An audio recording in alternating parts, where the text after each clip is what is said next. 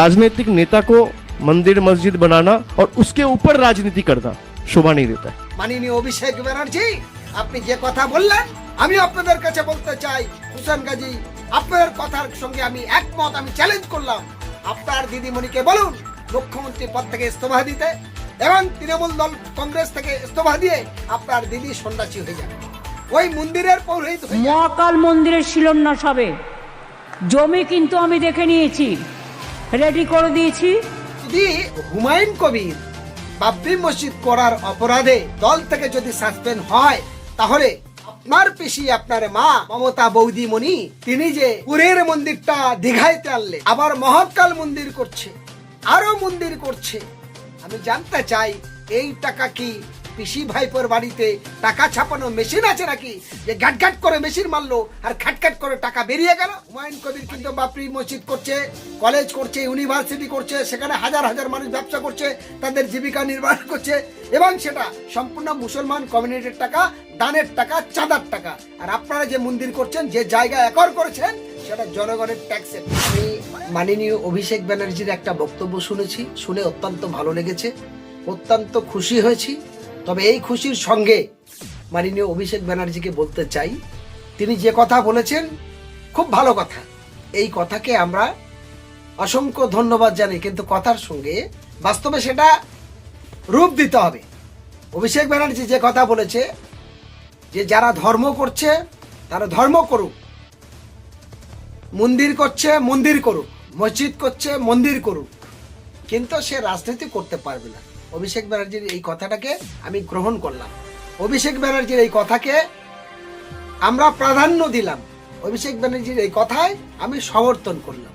কিন্তু আমি মাননীয় অভিষেক ব্যানার্জিকে বলতে চাই, আপনার পিসি, আপনার মা, তাকে বলুন যে যদি হুমায়ুন কবির বাবরি মসজিদ করার অপরাধে দল থেকে যদি সাসপেন্ড হয়, তাহলে আপনার পিসি, আপনার মা মমতা বৌদিমণি, তিনি যে পুরীর মন্দিরটা দীঘাইতে আনলেন, আবার মহাকাল মন্দির করছে, আরো মন্দির করছে, এ পর্যন্ত 10খানা মন্দির ঘোষণা করছেন। তারপরে সে জায়গাটা কার? কোনো কেনা জায়গা নয়, কোনো কেনা জায়গা নয়। জোর করে কলকাতা নিউ টাউনে যে জায়গা মুসলমানদের সম্পত্তি একটা সময় জোর করে দখল করেছে, একর করেছে, সেখানে মসজিদও ছিল, সেখানে মুসলমানদের ঘরও ছিল, সেগুলো উৎখাত করে সেটা হঠাৎ করে মন্দিরের নামে ঘোষণা করলেন। এবং সেই টাকাটা কোথা থেকে আসবে? পশ্চিমবঙ্গের সরকার দেউলিয়া হয়ে আছে, হাজার হাজার কোটি টাকা ঋণ হয়ে আছে।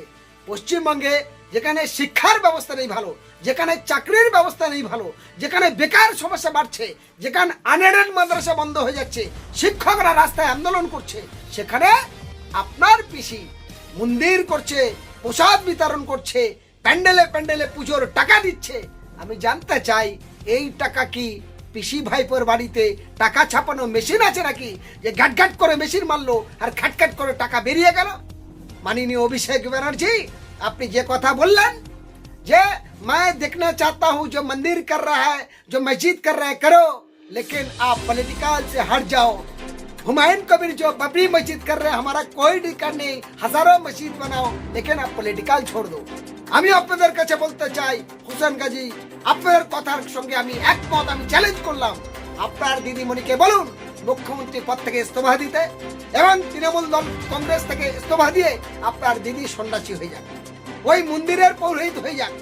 তাহলে হুমায়ুন কবির সে দল ছেড়ে দেবে, যে বাবরি মসজিদ নিয়ে পড়ে থাকবে। সেটা তো আপনারা পারবেন না। এবং হুমায়ুন কবির যে দল করছে, হুমায়ুন কবির যে মসজিদ করছে, সেটা তার নিজের ফান্ড থেকে করছে, তার কমিউনিটি থেকে করছে, তার জনগণের, তার কমিউনিটি থেকে চাঁদা তুলে করছে। আর আপনারা জনগণের ট্যাক্সের টাকা সরকারি ফান্ডে যেটা জমা হচ্ছে, সেই টাকা জনগণের হক, গরিব, দলিত, আদিবাসী, হিন্দু, মুসলিম সকলের প্রজেক্ট করার কথা, কিন্তু তা করছেন সেই জনগণের ট্যাক্সের টাকায়, জনগণের কাজ না করে আপনি ব্যক্তিগত স্বার্থে একটা ধর্মের কাজ করছেন। এটা তো করা উচিত নয়। ভারতবর্ষে তো এই জন্য আপনার ট্যাক্সের টাকা এখানে লাগানো উচিত নয়, এটা তো বুঝতে হবে। আজকে অভিষেক ব্যানার্জির কথার কতটা দাম আমরা দেখতে চাই। আপনি আমাদের চ্যালেঞ্জ গ্রহণ করুন। আপনার পিসি আপনার মাকে বলুন যে রাজনীতি ছেড়ে দিয়ে ধর্ম পালন করুন। আর যদি তা না হয়, হুমায়ুন কবির কিন্তু বাবরি মসজিদ করছে, কলেজ করছে, ইউনিভার্সিটি করছে, সেখানে হাজার হাজার মানুষ ব্যবসা করছে, তাদের জীবিকা নির্বাহ করছে, এবং সেটা সম্পূর্ণ মুসলমান কমিউনিটির টাকা, দানের টাকা, চাঁদার টাকা। আর আপনারা যে মন্দির করছেন, যে জায়গা একর করেছেন, সেটা জনগণের ট্যাক্সের টাকা। ফলে এখানে মুসলমানের টাকা আছে, এখানে খ্রিস্টানের টাকা আছে, এখানে অন্যান্য জাতি ধর্ম বর্ণের টাকা আছে। ফলে সেই টাকা উচিত সরকারের গরিব মানুষের কর্মস্থানের জায়গা করা। আজকের যদি এই কত একর, যেখানে শিল্পরা কাজ করতে পারছে না, বড় বড় কোম্পানিদের প্রজেক্ট নেই, জমি নেই, সেখানে আপনি মন্দিরের জন্য পাচ্ছেন, কিন্তু বেকার সমস্যার সমাধানের জন্য আপনি শিল্প কোনো ফ্যাক্টরি করতে পারছেন না। ভালো স্কুল, হসপিটাল, নার্সিংহোম এগুলো গড়ে তুলে মানুষের পরিষেবা সঠিক দেবেন, সেটা করতে পারছেন না। ফলে আপনি কেমন মুখ্যমন্ত্রী, আপনি কেমন ধরনের দলের নেত্রী? ফলে এটা তো ভাবতে হবে বাংলার মানুষ। পাল্টা আপনি কি করলেন?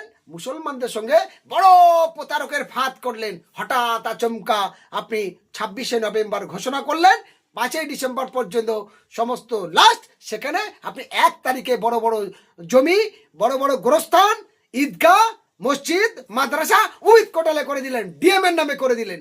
ফলে আজ বাংলার মুসলমান যারা আছে তারাও ভাববে এই প্রতারক মুখ্যমন্ত্রী, চিটিংবাজ মুখ্যমন্ত্রী, তিনি চিটিংবাজি করে আমার বাপ ঠাকুরদার গোরস্থান, মসজিদ, ঈদগাহ, মাদ্রাসাগুলো ডিএম এর নামে করে দিল। একজন মরে গেলে 1550 টাকা দিতে হবে এবং ডিএম এর পারমিশন এনে কবর দিতে হবে। তাই 26শে আমি বলবো, এই প্রতারক তৃণমূলের বিজেপির দালাল, এদেরকে থেকে সাবধান হন এবং এই জালিয়াতি মানুষের থেকে সাবধান হন।